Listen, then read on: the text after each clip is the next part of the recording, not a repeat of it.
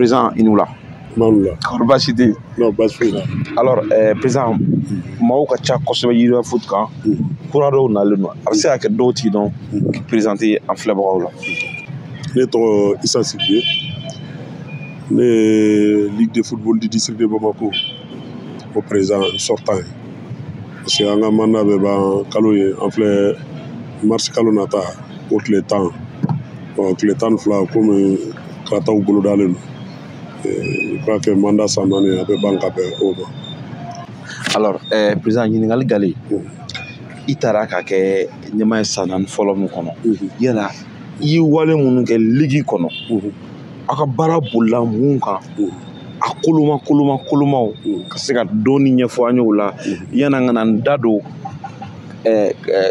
jamu fila na n'o ye kalata yɛrɛ ko ye. Bon, n'i ye ɲininka o la, je crois que n ka dakurunya fɔlɔ bɛ bɛn min ma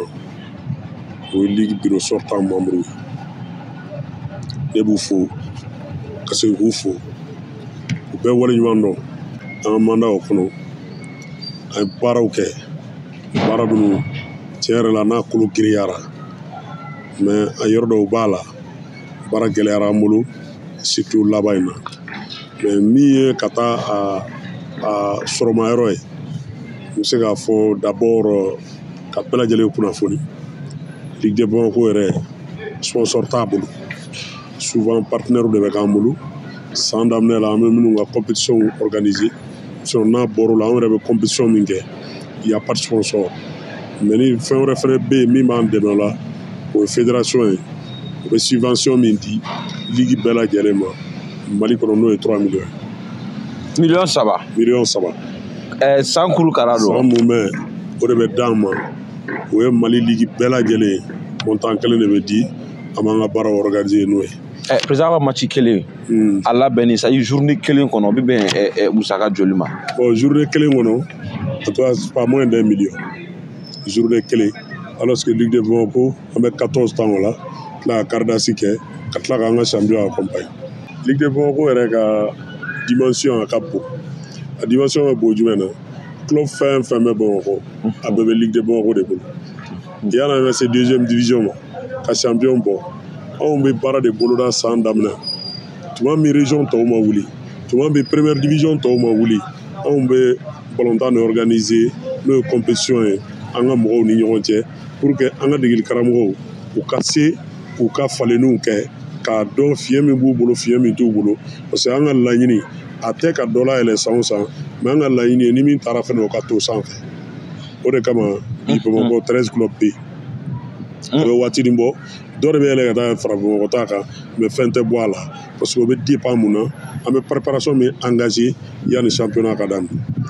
tant que équipe tɛ compétition kɛ bon a tɛ se ka fɔ o ma ko forme ko tɛ se ka fɔ o ye bon an ka laɲini o y'o de ye donc c'est ce que an bɛ fɛ k'o kɛ à tous les niveaux ni n ko à tous les niveaux o ye première division deuxième division ka jigin min ye compétition des jeunes n'o ye cadre junior ani minime ninnu ka jigin o bɛɛ lajɛlen. Président da bɛna se o ma ni ɲininkali tɛ n wulila i y'a yira k'a fɔ ko ni nimisa b'i la o ye denmisɛnw ka kulo minnu ma se ka labɛn aw fɛ ka d'a kan Covid 19 tun bɛ sen na ko caman wɛrɛw nana don a senkɔrɔ président mandat kura min ni i bɛ ka kalan ɲini a nɔfɛ yala ni Ala y'a don i garisɛgɛ la laɲini bakurubaw ye mun ye ani denmisɛnw ka nin nimisa i bɛ fɛ ka a dimi bɔ wa. Bon ni Ala ye élection nata le 12 mars ni Ala y'a don an garisɛgɛ la an laɲini kɔnɔ an ye fɛn 6 jateminɛ fɛn fɔlɔ o ye ka se ka cadre sigi a bɛ yen déjà mais min ye ligue ani districtw ani fédération u ni ɲɔgɔn cɛ pour que an bɛ se ka ɲɔgɔn kuma ɲɔgɔnya ka ɲɔgɔn baara kɛ ɲɔgɔnya parce que n'aw tɛ kuma ɲɔgɔn fɛ n'aw tɛ échanger a ka gɛlɛn aw ka se ka ɲɔgɔn faamu ou bien kun tilennaw ka kɛ kelen an bɛna a lajɛ fɛnɛ min ye muso balontan ye ka championnat régional dɔ o fɛnɛ bila sen kan Bamakɔ yan musow yɛrɛ dama ni ɲɔgɔn cɛ musow yɛrɛ dama ni ɲɔgɔn cɛ parce que an b'a fɛ ka taa fo ekɔliw la pour que découverte ka se ka to ka kɛ ka se ka talent kuraw fɛnɛ labɔ donc a sabanan ye min ye denmisɛnnin balontan centre ka ca ka se ani fédération école de foot minnu bɛ yan ani centre ninnu ka se ka cahier de charge hali n'o b'a la fédération na ka se ka rigueur don a la pour que le minimum puisse être accepté à tous les niveaux, c'est-à-dire que ka se k'a kɛ notion fɔlɔ exigence ba ka bololu kan u ka don cadre organisé kɔnɔ et en même temps il dit en même temps fɔlɔ o tun bɛ denmisɛnnin balontan ye cogo min ka se ka o lasegin a nɔ la notamment min ye par exemple ko Capitole ninnu o n'a ɲɔgɔnnaw n'Ala sɔnna ma a bɛ n'olu ye ni Ala ye se di anw ma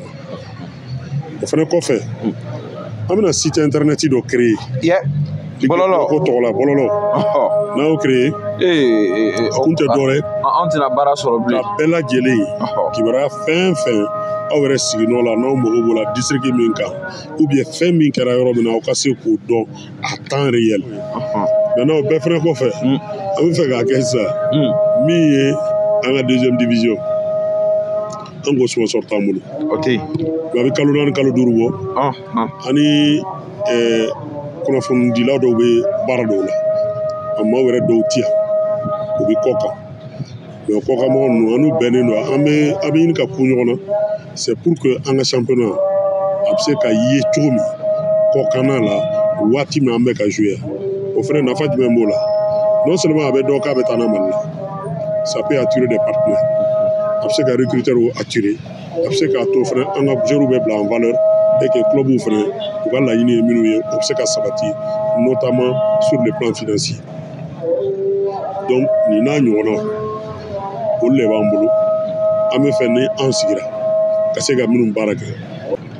mais ne min ka di ne ye balontan ko la ɲɛmɔgɔya la ne t'a fɛ ka étape ka a jeni c'est-à-dire président Sofa de Samuel, président district 4, deuxième vice-président Ligue de Bamako, président par intérim Ligue de Bamako pendant 2 ans. Donc, nous n'avons pas comme même présenté. Moi, je suis communicateur géré. Allez, observez la Ligue de Bamako géré pendant 12 ans. On a tout pendant le niveau de pendant 12 ans. C'est la Ligue gérée. Maintenant, dernière fois, sur le plan régional, nous sommes Bamako. Donc, un qui est intérim. An min géré o kɔnɔ o b'a yira an na k'a fɔ min ma se ka kɛ an bɛ se k'o kɛ n'Ala sɔnna ma mana na mais a bɛ kɛ ni jɔn ye moyen ko dɔrɔn tɛ moyen bɛ se ka d'i ma si tu n'as pas les ressources nécessaires c'est les ressources humaines i tɛ taa ɲɛ donc ressources humaines an y'a appuyé o de kan ni Zeni les deux à la fois pour que an bɛ se ka fɛn kɛ min ma kɛ mandat kɔrɔ nin na wa bi na Ligue animation lycée min b'an bolo n'a tɛmɛna Ligue animation a bɛ se ka ɲɛ kosɛbɛ déjà Amadiari fɛn kelen bɛ yen n b'o fɔ n'i ye projet bɔ n'a ma ɲi maa t'i dɛmɛ mais quand tu as un projet convaincant sur le plan football i taara n'a ye a taayɔrɔ la i bɛ min u b'a d'i ma mɔgɔw b'a ye an bɛ ka championnat cɛ ɲuman ta mɔgɔw b'a ye an bɛ champion bɔ mais depuis Yambos fo kana bila bi la équipe si ma yɛlɛ deuxième division na k'a participera k'a ye 1 centime bɔ frais de participation na o tɛ yen c'est le bureau qui prend toujours en charge. président filɛ ninnu ye Yiriba foot ale kan n y'o de fɔ aw ye kalata a waati a surunyalen don campagne daminɛra j'espère que a ye faamuyali ko caman sɔrɔ mun ye Isa Sidibe a ka nin ɲininkali ninnu a jaabiw la Yiriba foot ale kan président ka se ka kunnafoni hakilisigi kunnafoni dɔ di i kanubagaw ma k'a dɔn k'a fɔ ko maa minnu n'olu bɛna kala ta ye u tɛna nimisa fiyewu i bɛ se ka mun fɔ bon ne bɛ min fɔ dɔrɔn élection de don an k'a bila élection minɛn kɔnɔ an kana b'o minɛn kɔnɔ ni falenni o ye wajibi mais ka tɛmɛ ni sira fɛn fɛn o fana ye wajibi parce que o sira kelen de y'an bɛɛ la na ne b'a fɛ ne b'a ɲinina bi minnu fana b'a ɲinina an bɛɛ ka Ala ka hakili ɲuman d'an bɛɛ ma an ka taa kalata dɔrɔn ko kalata dɔrɔn don mais n'an tilara an bɛ ɲɔgɔn minɛ cogo min na k'an k'an ka ɲɔgɔn minɛ an ko k'a ɲɛma balontan kɔfɛ anw de kɛra kelen ye an ka denbayaw gɛrɛla ɲɔgɔn na an bɛɛ ye ɲɔgɔn dɔn adamadenya min b'an ni ɲɔgɔn cɛ ne t'a fɛ hali élection kɔfɛ o ka bɔ an ni ɲɔgɔn cɛ campagne nin fana kɔnɔna na n b'a ɲini bɛɛ fɛ an k'a kɛ bonya ni karama kɔnɔ an k'a kɛ basigi kɔnɔ anw de tun ye bureau kelen ye wa ne fɛ halisa an ye bureau kelen ye parce que ni élection banna je vous dis ni élection banna don min Mi Hassan Cissé n'a gagnera, moi je le reconnais comme président. On va travailler avec eux pendant 4 ans. N'ama ɲini siɲɛ wɛrɛ maintenant foyi kɛ k'a bila senkɔrɔ pour que k'u ka baara lajɛ n'an m'u dɛmɛ an tɛ n'u labila parce que u lagosili ou bien u latiɲɛli o bɛ san 4 retard de d'an bɛɛ ma mais ne fana b'a fɛ ni ne fana tɛmɛna ayiwa o mɔgɔ kelen ne n'olu de tun bɛ bureau kelen kɛ kunun donc u kana bureau in a b'u sagoya la u kana an k'an sigi ɲɔgɔn fɛ gradin na ka fɛnw lajɛ u ka équipe ye n ka équipe ye ka district ye n ka district ye u ka président ye wa n b'a dɔn fana ka administrer.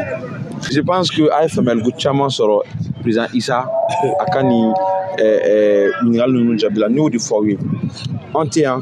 ka fɛn ta ka nɔrɔ mɔgɔ la fɛn mun t'a la kunnafoni balamaw ka taa nɔfɛ ka kunnafoni lakika k'o di aw ma aw minnu sɔnna ka mun yiriwa foot kɛ aw kunnafoni filɛyɔrɔ ye kɛrɛnkɛrɛnnenya la an bɛ foli di aw ma parce que an tun tɛ yan an tun tɛmɛ Cameroun ni ye an nali an y'aw ka message ye an bɛ segin aw bɛɛ lajɛlen fo ko kura